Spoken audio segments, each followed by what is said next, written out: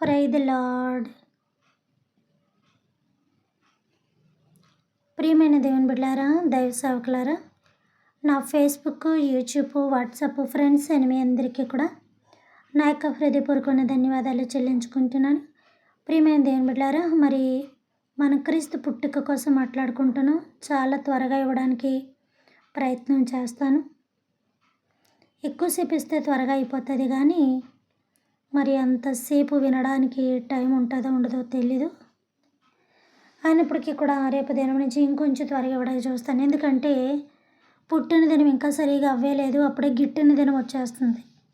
అర్థమైంది కదా. మళ్ళీ త్వరలో మనకి ఏమన్నాయంటే లెంటి డేస్ త్వరలోనే ప్రారంభం అవుతున్నాయి. కాబట్టి అవి కూడా అప్పుడు చెప్పాలా, లేకపోతే లెంటి డేస్ అయిపోయాక చెప్పాలా, స్టార్ట్ చేయాలా ఆలోచిస్తున్నాను. ఎందుకంటే దాని నిమిత్తం కొంచెం మ్యాటరే తీశాను. ఇంకొంచెం నేను తీసేటప్పటికి టైం పడుతుంది. కాబట్టి ఒకవేళ లెంటి డేస్ అయిపోవచ్చు, అవ్వకపోవచ్చు. సరే, ఇది అయిన తర్వాత మనం మాట్లాడుకుందాం విషయం. ఇప్పుడు చెప్పుకున్న అంశంలో త్వరగా ఎక్కడెక్కడ ఏ బిట్లు ఉన్నాయో ఆ బిట్లన్నీ కూడా త్వరగా పూర్తి చేసేస్తాను. ఈరోజు మనం మాట్లాడుకోవాలనుకున్న అంశం, నేను మీ ముందు ఉంచాలనుకున్న అంశం ఏంటంటే బాక్సులు. అది కూడా పెద్ద విషయం ఏంటంటే బాక్సులు కూడా అనుకోవచ్చు. మీకు విషయం కాకపోవచ్చు, నాకు చిన్న ఒత్తు కూడా చాలా ఇంపార్టెంట్. చిన్న ఒత్తు కూడా నాకు చాలా పర్టికులర్గా చూస్తాను నేను. ఎందుకంటే ఆ ఒత్తులో కూడా చాలా మీనింగ్స్ ఉంటాయి. ఒక్క అక్షరము కలపకూడదని, ఒక్క అక్షరం తీయకూడదని కూడా ఉంది కదా. అలాంటిదాన్ని అనమాట నేను. ఎన్నోసార్లు చెప్పాను, ఇవ్వడం అన్నా మానేస్తాను, కానీ అటు ఇటు నేను ఇవ్వను. నేను ఎంతో పరిశోధన చేస్తాను కానీ ఇవ్వనని మీకు చెప్పాను. కాబట్టి ప్రియమైన దేవుని బిడ్డలారా, ఈరోజు కాదు కదా నేను స్టార్ట్ చేసింది, ఎప్పుడో. కాబట్టి ప్రియమైన దేవుని బిడ్డలారా, బాక్సులు. ఈ బాక్సుల్లో ఏమున్నాయనే విషయం చిన్నపిల్లలు అడిగినా చెప్పేస్తారు. కంఠోపదంగా కంఠత వాక్యాలు కూడా చెప్తారు. బంగారము, సాంబ్రాణి, బోలం అని పిల్లలు చక్కగా లైన్గా సండే స్కూల్ టైంలోని మరి ఆ డ్రామాలు వేసే టైంలో చెప్పేస్తుంటారు. చిన్నప్పుడు నేను చాలా డ్రామాలు వేయించేదాన్ని. ఫస్ట్ ప్రైజ్ నాకే వచ్చేది. నేను ఒక చిన్న టైంలో వేసాను, తర్వాత పిల్లల చేత వేయించాను. ఇప్పుడు దేవుడు కృప బట్టి ఎవరు ఏది పట్టుకుంటే వాడు దాన్ని బట్టి నాశనం అయిపోతాడు, అభివృద్ధి పడతారు అనే మాట బైబిల్లో ఎక్కడైతే ఉందో అది చాలా కరెక్ట్. చిన్నప్పుడే దేవుడి విషయంలో బైబిల్ పట్టుకున్నాను, మైక్ పట్టుకున్నాను. మరి ఈరోజు దేవుడు అదే రీతిగా నన్ను నడిపిస్తున్నాడు. చాలాసార్లు చెప్పాను కదా, చిన్నగానో పెద్దగానో దేవుడు ఎవరికి ఎంత ఇస్తే అంతే. చిన్న చెట్టుకి చిన్న గాలి, పెద్ద చెట్టుకి పెద్ద గాలి అన్నట్టు ఉంటుంది. కాబట్టి ప్రియమైన దేవుని బిడ్డారా, ఈ 3 బాక్సులు జ్ఞానులు యేసు ప్రభువారి దగ్గరికి పట్టుకెళ్ళిచ్చారని మనకు తెలుసు. 3 బాక్సులు ఏమున్నాయి? బంగారము, సాంబ్రాణి, బోళము.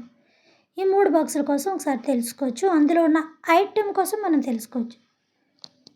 అందులో తెలుసుకోవడానికి ఏముందండి, ఒక దాంట్లో బంగారం ఉంది, ఓ దాంట్లో సాంబ్రాణి ఉంది, ఓ దాంట్లో బోళం ఉంది.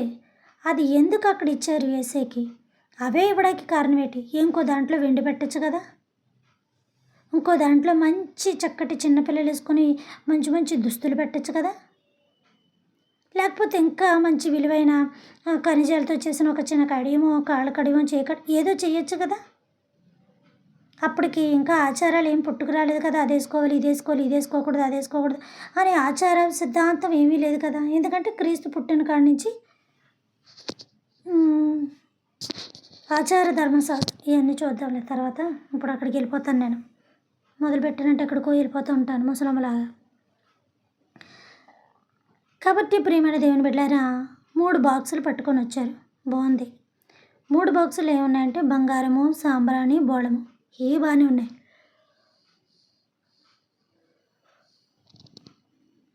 ఫస్ట్ మనం బంగారం కోసం చూసుకుందాం. బంగారం అనేది దేనికి గుర్తంటే రాజుగా అభిషేకించడానికి, చేయడానికి మొట్టమొదటి చాలా ఘనత తెచ్చేది, చాలా విలువైంది, చాలా అందరిలోని ఇంకెతను రాజు అని విలువైనగా చెప్పడానికి ఒక విలువైన ఐటమ్ తన తల మీద పెడతారు. అదే రాజ కిరీటం. ఏ కిరీటం? రాజు కిరీటం. మనకున్న ఎన్ని కిరీటాలు ఉన్నాయి? మనకి 1, 2, 3 అంటారు. కాదు, మనకున్నాయి 9 కిరీటాలు. మనకి ఎన్ని కిరీటాలు ఉన్నాయి? 9 కిరీటాలు మనకున్నాయి. అందులో ఒక కిరీటము రాజకీయ కిరీటం. ఆ రాజుకి ఇచ్చిన కిరీటానికి ఏముంటుంది? బంగారం ఉంటాయి. కొన్ని రాళ్ళతోటి దాన్ని పొదిగిస్తారు. రాళ్ళంటే కంకర రాళ్ళు, లేకపోతే మట్టి రాళ్ళు కాదమ్మా. తెలుసు కదా ఏంటది? సారీ డైమండ్ రాళ్ళు. ఒకటి బ్లూ, ఎహెజ్కేల్ ఉంటుంది. గోమేధికం ఎంత? ఎహెజ్కేల్ 30 ఏళ్ళు అన్ని దుమ్ముల కోసమే ఉంటుంది. లోయ దుమ్ములు 38లోనే ఎంతలోనూ ఉంటుంది. ఎహెజ్కేల్లోని చాలా చక్కగా ఉంటుంది కదా. అదే దేవదూతకి అలంకరింపబడిన రాళ్ళు నాకు బాగా ఇష్టం అన్నమాట.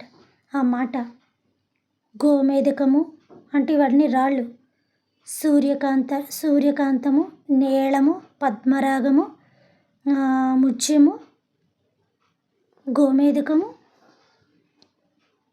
ఇంకా కొన్ని రాళ్ళు ఉంటాయి. ఇలాంటి రాళ్ళతో పొదిగింపబడిన ఒక కిరీటము అంటే తప్ప పళ్ళు రాళ్ళు కొట్టుకొని రాళ్ళు ఆ రాళ్ళు ఈ రాళ్ళు కాదు సుమా. రాళ్ళు అని అంటే వజ్ర వైడూర్యాలు అంటారు కదా. పాత సినిమాల్లో కూడా వజ్రాలు అనమాట. వజ్రం రాయితోటి సమానం. అంటే రాళ్ళల్లోని ఆ వజ్రం ఉంటుంది ఇరుక్కొని. రాయిలోని వజ్రము ఇరుక్కొని ఉంటుంది. అది చిన్నగా కొంచెం పెద్దగా, కొంచెం చిన్నగా కొంచెం పెద్దగా ఉంటుంది. అంతే తప్ప బండ ఎంత ఉంది, ఆ కొండ ఎంత ఉంది, ఆ కొండంత వజ్రము బండంత వజ్రం ఉండదు. ఆ రాళ్ళల్లో వజ్రం ఎక్కడో అలా దాగుంటుంది. ఏమో బాబా నాకు అంతగా తెలియదు. నాకు తెలిసిన ఏదో మిడిమిడి జ్ఞానంతో చెప్తున్నాను. అప్పుడు దాన్ని తీసి ఆ రాళ్ళని తీసి దాన్ని ఇంకా అనుకూలంగా చేసి ఇది చేస్తూ ఉంటారు. ఆ రీతిగా బంగారంలో కిరీటంలో అవన్నీ కూడా పొదగబడి విలువైన ఖనిజాలు ఏవైతే ఉన్నాయో అవి వజ్రాలే కానీ బంగారమే కానీ ఏదైతే మొత్తం విలువైన లేకపోతే మెటల్లే కానీ అప్పట్లో లేవనుకుంటా అలాంటివి ఇప్పుడు వస్తున్నాయి. ఇవన్నీ బ్లాక్ గోల్డే కానీ ఇవన్నీ కూడా కలిపి ఇప్పుడు ఉన్నాయి, అప్పుల్లో లేవు. ఇవన్నీ కూడా ప్రియమైన దేవుని బిడ్డలారా చేసి రాజు తల మీద పెడితే అతను రాజు అని అర్థం అనమాట. కిరీటం పెట్టి అభిషేకించిన తర్వాతే అతను రాజు అని గుర్తింపుకు వస్తాడు. తర్వాత రాజు ముద్ర అంటే బంగారపు ఉంగరం, అది ఇంకా విలువైంది. ఏ పని చేయాలన్నా సీఎం సంతకం ఎంత ప్రాముఖ్యమైందో ఈ సీఎంలందరికీ ఎవరో ప్రధానమంత్రి యొక్క అతను ఏమంటారు పిఎం సంతకం ఎంత ప్రాముఖ్యమైందో అలాంటి విలువైన ముద్రిక అనమాట. రాజముద్రిక. ఏ పనైనా చేయాలంటే దాన్ని ముద్రించి ఇవ్వాలి. అప్పుడే అక్కడ రాజ్యంలో పనులు జరుగుతూ ఉంటాయి.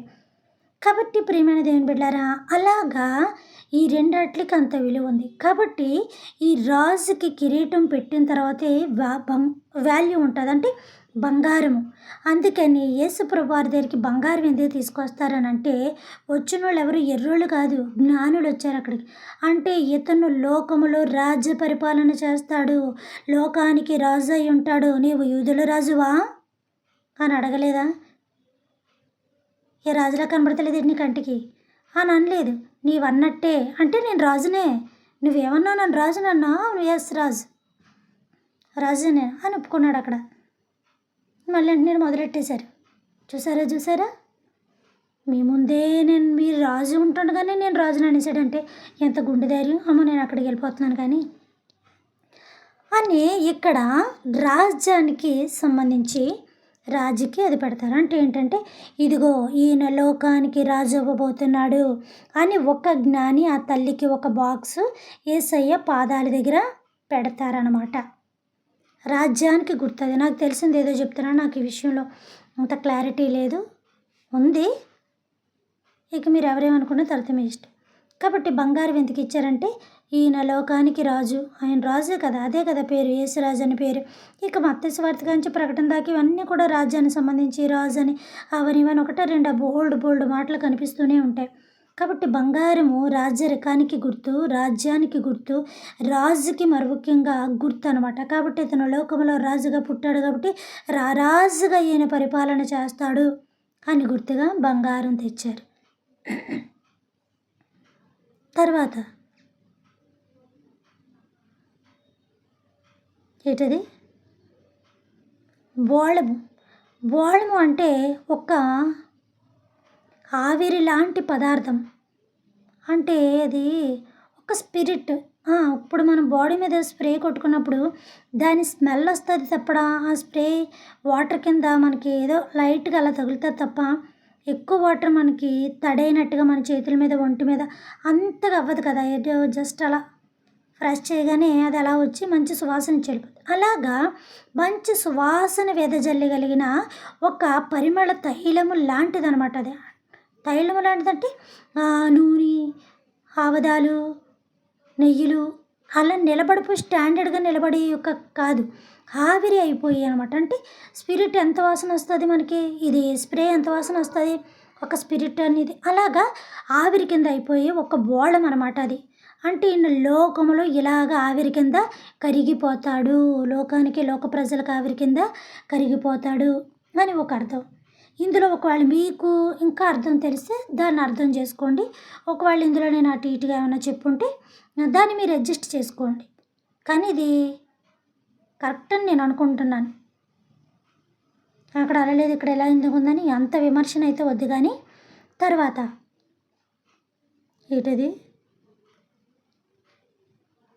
బంగారము, బోళము, సాంబ్రాణి. సాంబ్రాణి దేనికి గుర్తు? చావుకి గుర్తు. మనం చాలా చోట్ల చూస్తుంటాం, మన కుటుంబాల్లో కూడా కరోనా వచ్చినప్పుడు బాగా చూసాం. ఆయన అంత పర్టికులర్గా ఎవరో పట్టింపుగా చేసేంత టైం లేదులే, ఇంటికి ఎవరికి బాడీలు ఇవ్వలేదు కాబట్టి నార్మల్గా చనిపోయిన పీపుల్స్ దగ్గర చూస్తాం. నేను చిన్నప్పుడు కూడా చూశాను, మా అమ్మ వాళ్ళలో కూడా, మా అమ్మమ్మ వాళ్ళ దగ్గరికి వెళ్ళినప్పుడు, వాళ్ళు తీసుకెళ్ళినప్పుడు కూడా నేను చూశాను. వీధుల్లో ఎక్కడైనా చనిపోయిన ఏంటంటే తల దగ్గర కొవ్వొత్తుల పొగ కానీ అగరొత్తుల పొగ కానీ పెడతారు. పొగ లేచే దాన్ని సాంబ్రాణి ఎక్కువగా వస్తుంది. అంటే సాంబ్రాణి పరిమళ సువాసన ఇస్తుంది, ప్లస్ ధూపంలాగా కూడా లెగుస్తుంది. అంటే సాంబ్రాణి చావుకి గుర్తు. ఆ రోజుల్లో బైబిల్లో కూడా ఉంది. ఎక్కువ పురాతన ఇంట్లో చనిపోయినప్పుడు రాజు ఇంట్లో వాటిలో కూడా సువాసన కాట్లకి కూడా ఆ సాంబ్రాణి వేస్తూ ఉండేవారు. ఇప్పుడంటే కొంచెం సాంబ్రాణికి లేటెస్ట్ వచ్చింది కాబట్టి ఇంకా మీకు ఎవరైనా పెద్దవాళ్ళు తెలిస్తే అడగండి. ఈసారి నేను కూడా అడుగుతాను ఎప్పుడన్నా. ఇప్పటిదాకా ఎవరిని ఏం అడగలేదు.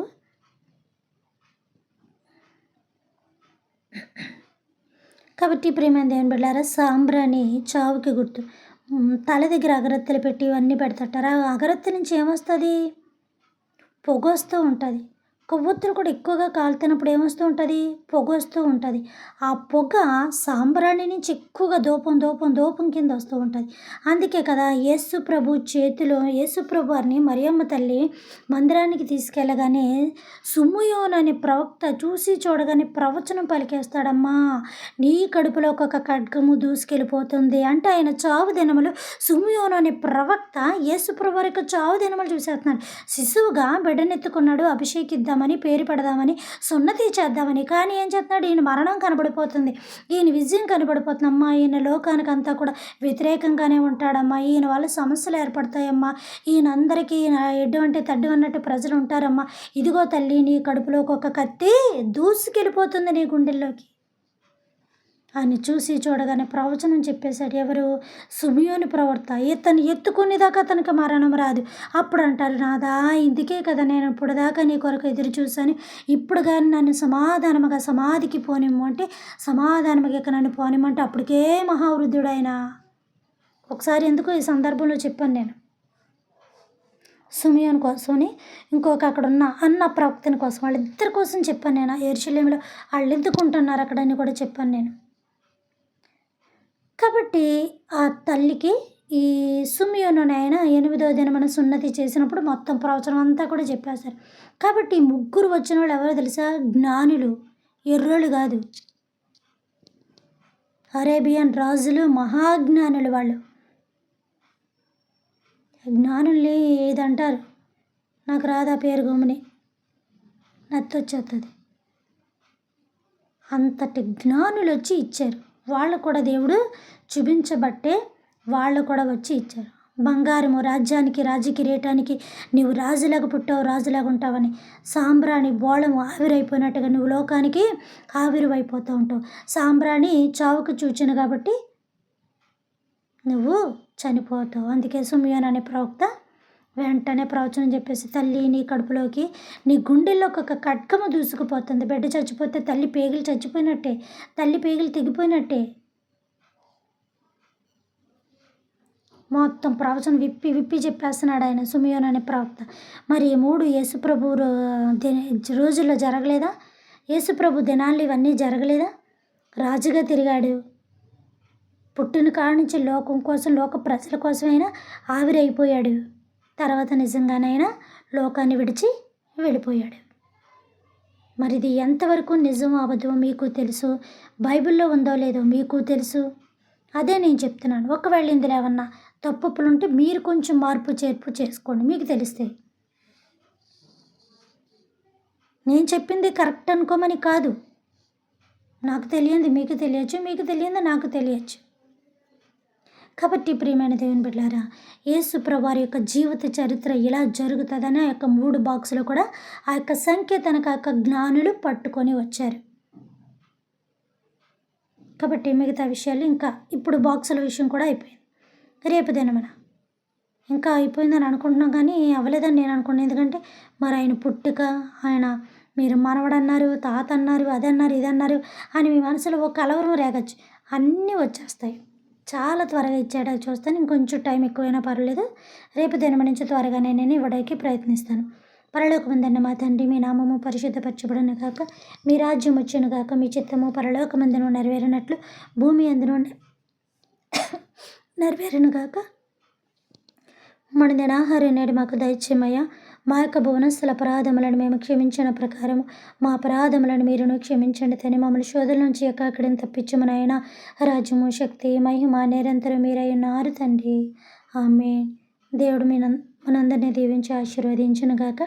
Good night.